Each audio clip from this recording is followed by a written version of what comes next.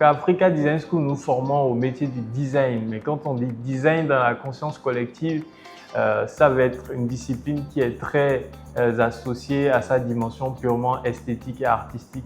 La particularité de cette école, c'est que nous formons sur les métiers du design, mais avec une approche pédagogique basée sur les projets. Donc, en première année, les étudiants sont sur de la découverte et l'initiation.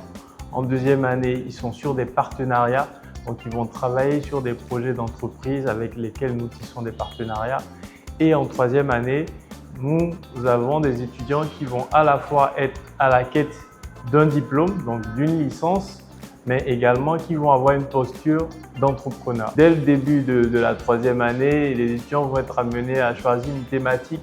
Une fois que les thématiques traitées, nous allons organiser chaque année un événement qu'on appelle l'Innovative Solution Day, où on va sélectionner les 10 meilleurs projets de l'année qui vont être pitchés devant des partenaires. L'idée de cet événement, c'est justement de permettre aux étudiants de pouvoir identifier des opportunités à faire dans un premier temps de la recherche, donc l'analyse du marché, l'analyse du besoin.